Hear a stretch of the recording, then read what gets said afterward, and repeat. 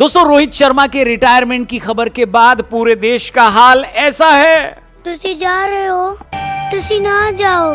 लेकिन देखिए, जाने वाले को कौन रोक सकता है कि नहीं। इस खबर पर हमने भी आपको ये बताया था कि रोहित शर्मा जिस फॉर्म से गुजर रहे हैं वो बड़ी डेंजरस टेरिटरी है, क्योंकि टीम मैनेजमेंट भी उनसे इस तरीके की पारी डिमांड नहीं करता जहां पर वो 47 गेंद खेलकर सिर्फ 26 रन बनाए।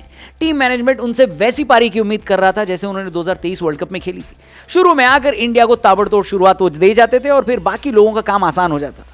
लेकिन यहां पर एक चीज टीम मैनेजमेंट को यह समझनी चाहिए कि रोहित शर्मा वर्ल्ड कप में या फिर जब तक कप्तान थे तब तक इसलिए तेज खेलते थे क्योंकि वो टीम के कैप्टन थे और टीम में उनकी जगह गारंटीड थी। रोहित शर्मा जब कप्तान थे तो उन्होंने वनडे क्रिकेट को इवॉल्व होते हुए देखा। उनको ये बात समझ में आ गई थी कि अब वनडे में तो 400 रन बन रहे हैं और ऐसा आने वाले टाइम में बहुत कॉमन हो जाएगा। इसीलिए रोहित शर्मा ने तेज खेलना शुरू किया और बतौर कैप्टन पावर प्ले में उनकी स्ट्राइक रेट करीब 120 की थी।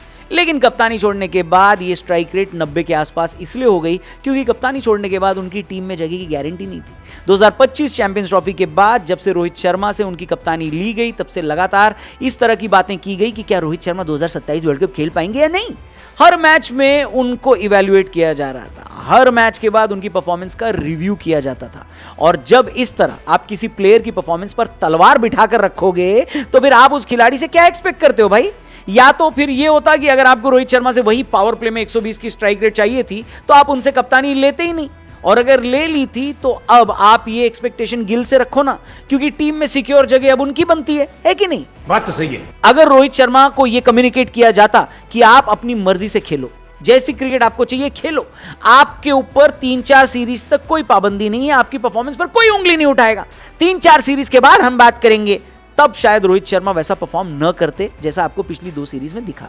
लेकिन अब तो चलिए, जो होना है हो गया है। आज की वीडियो में हम ये बात करेंगे कि अगर रोहित शर्मा जाएंगे तो उनकी जगह टीम में कौन आएंगे, कौन है जो अब गिल के साथ 2027 वर्ल्ड कप में भारत का ओपनर बनेगा। इस वीडियो में उसी की बात करेंगे। वीडियो पसंद आए तो चैनल को जरूर सब्सक्राइब करना और वीडियो को अपने दोस्तों से जरूर शेयर करना, स्पेशली वो दोस्त जो रोहित शर्मा के कट्टर फैन है। ठीक है, शुरू करें। हेलो सर, इजाजत दीजिए, परमिशन दीजिए। हेलो तो करना, परेशान हो गए हम लोग 2.5 साल से। शुरुआत करते हैं खिलाड़ी नंबर 1 यशस्वी जायसवाल से, क्योंकि यशस्वी रोहित की जगह लेने के सबसे बड़े दावेदार हैं। अफगानिस्तान सीरीज में जब विराट बाहर हुए थे तो टीम ने विराट कोहली की जगह यशस्वी जायसवाल को शामिल किया था, जबकि यशस्वी जायसवाल ओपनर है।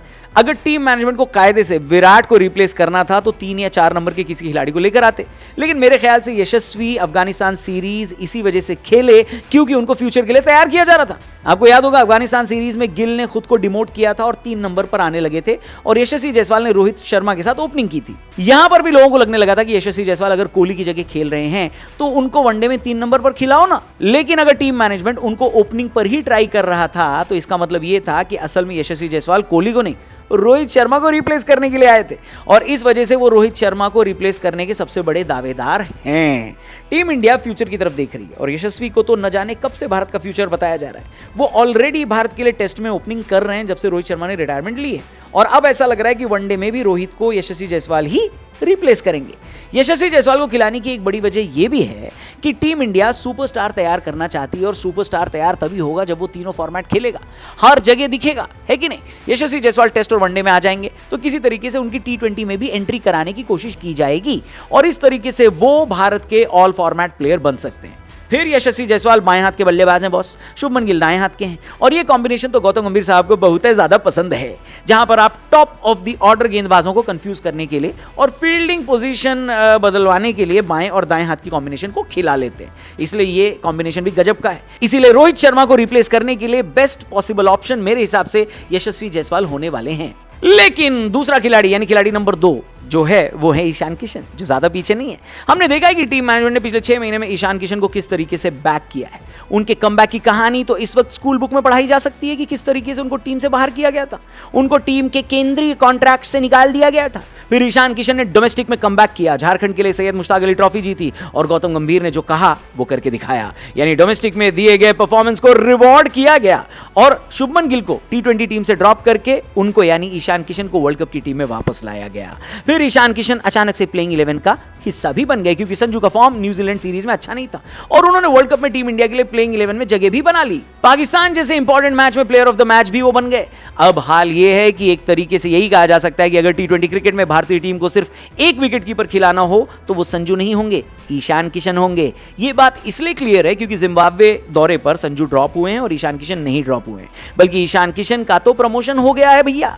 वनडे क्रिकेट में ऋषभ पंत को ड्रॉप करके ईशान किशन को बैकअप विकेट कीपर बना दिया गया है। ईशान भाई ने भी मौका लपकने में कोई कसर नहीं छोड़ी और जैसे उनको मौका मिला वनडे खेलने का, उन्होंने अफगानिस्तान के खिलाफ 79 बॉल में 125 की पारी खेल दी। यानी एक तरीके से उन्होंने भी अपनी जगह पक्की कर ली है। लेकिन क्योंकि राहुल को भी आप ड्रॉप नहीं कर सकते, इसलिए ईशान किशन को बाहर रखा जा रहा था। पर अब एक आर्गुमेंट यह भी चल रहा है कि राहुल नेचुरल विकेट कीपर नहीं है, वो विकेट कीपिंग इसलिए कर रहे थे ताकि टीम में एक एक्स्ट्रा बल्लेबाज की जगह बन सके। अब क्योंकि जगह बन गई है तो आप राहुल को विकेट कीपिंग ड्यूटी से फ्री कर दो और ईशान किशन को टॉप ऑफ द ऑर्डर खिला लो। बाय द वे, आपको ये बात पता ही होगी कि ईशान किशन और गिल की बॉन्डिंग बहुत अच्छी है, दोनों बेस्ट फ्रेंड हैं। क्या पता दोनों आपको टीम इंडिया के लिए ओपनिंग करते दिख जाएं, हैं? समझ रहे हो आप? अब बात करते हैं ऑप्शन नंबर 3, जो कि रोहित शर्मा को रिप्लेस कर सकते हैं। इस खिलाड़ी का नाम है वैभव सूर्यवंशी। अभी मजा आएगा ना भिड़ो। वैसे अभी तक वैभव सूर्यवंशी को वनडे में लाने का कोई प्लान शायद टीम ने बनाया नहीं था। उनको शायद सिर्फ टी20 टीम के लिए ही तैयार किया जा रहा था। लेकिन अब क्योंकि वर्ल्ड कप जैसा बड़ा टूर्नामेंट है और आप चाहेंगे कि आप अपने बेस्ट ऑप्शन को लेकर जाएं, तो क्यों ना वैभव सूर्यवंशी को भी एक्सप्लोर कर लिया जाए। शायद ऐसा ख्याल सिलेक्टर्स के मन में आ सकता है। इसकी एक वजह यह भी है कि रोहित शर्मा का जाना, आप समझ लीजिए एक तरीके से बहुत सारे लॉयल फैंस का जाना है। आप इस वीडियो के कमेंट सेक्शन में ही देख लेना दोस्तों, बहुत सारे लोग ये कह रहे हैं कि अगर रोहित शर्मा रिटायर हो गए तो हम क्रिकेट देखना छोड़ देंगे। इतने बड़े ब्रांड वैल्यू को रिप्लेस करना है अगर आपको, तो एक ऐसे खिलाड़ी को साथ में लाना पड़ेगा, टीम में रखना पड़ेगा जिनकी अपनी खुद की ब्रांड वैल्यू हो, उस खिलाड़ी का खुद का एक ऑरा हो। और इस वक्त इंडिया में यंग खिलाड़ियों में खासकर वैभव सूर्यवंशी से ज्यादा ब्रांड वैल्यू तो कोई लेकर आ ही नहीं रहा है। अलग ही ऑरा है इस लड़के का। वैभव सूर्यवंशी को लेकर ब्रॉडकास्टर बहुत एक्साइटेड रहते हैं, जैसा कि हमने इंग्लैंड सीरीज और आयरलैंड सीरीज के दौरान भी देखा। कई लोगों को तो यह भी लगता है कि आने वाले टाइम में वैभव इंडिया के इतने बड़े सुपरस्टार हो जाएंगे कि उन्हीं के दम पर स्टेडियम्स भरेंगे और उन्हीं के दम पर लोग टिकट खरीद कर टीम इंडिया को मैदान में देखने आएंगे। तो इस लिहाज से वैभव सूर्यवंशी काफी फिट बैठते हैं और उनके खेलने का अंदाज भी आक्रामक है। पावर प्ले में आपको तेज शुरुआत देकर मैच वो आपकी तरफ मोड़ भी सकते हैं, बिल्कुल वैसे ही जैसे कप्तानी के टाइम पर रोहित शर्मा किया करते थे। तो क्या लगता है आपको, क्या वैभव भी एक ऑप्शन होंगे जो रोहित को रिप्लेस कर पाएंगे, या अभी उनको वनडे में नहीं लाया जाएगा टीम में? जो भी आप इस बारे में सोचते हैं कमेंट करके जरूर बताना। फिलहाल मैं आपको चौथा ऑप्शन भी बता ही देता हूं चलते चलते। ये ऑप्शन सुनने से पहले अपने आसपास अगर कोई कुर्सी या स्टूल है तो उसको पकड़कर आप बैठ जाइए। अगर बैठ नहीं सकते तो फिर सहारा लेकर खड़े हो जाइए, क्योंकि हो सकता है कि ये नाम सुनने के बाद आप हंस कर गिर पड़ो। पर देखो बात ये है ना कि अगर आप वनडे में एक ओपनर ढूंढ रहे हो तो संजू सैमसन में क्या बुराई है? अभी मजा आएगा ना भिड़ो। ईशान किशन की तरह आपको वो भी विकेट कीपिंग का ऑप्शन दे ही देते हैं। उनके खेलने का अंदाज आक्रामक है और बड़े टूर्नामेंट में वो क्या कर सकते हैं ये हम आपको क्यों बताएं। इसके लिए तो आप 2026 टी20 वर्ल्ड कप की हाइलाइट्स देख लेना।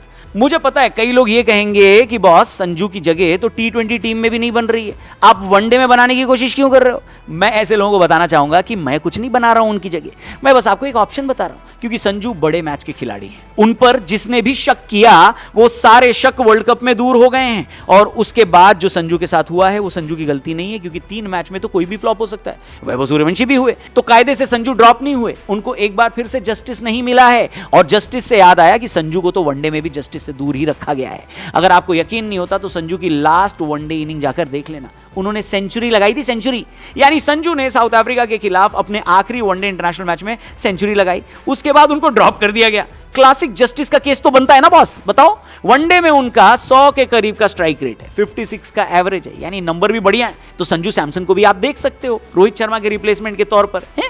अगर आपको उनको जस्टिस देने का मन है तो क्या सोचते हो आप संजू के बारे में, कमेंट करके जरूर बताना। लेकिन पर्सनली मेरे हिसाब से सबसे ज्यादा डिजर्विंग खिलाड़ी रोहित शर्मा को रिप्लेस करने के लिए यशस्वी जायसवाल हैं, और शायद वही उनको रिप्लेस करेंगे भी। आपका इस पूरे मुद्दे पर क्या कहना है कमेंट करके बताना, और यह भी बताना कि रोहित शर्मा की लेगेसी सबसे बढ़िया तरीके से कौन आगे लेकर जा सकता है।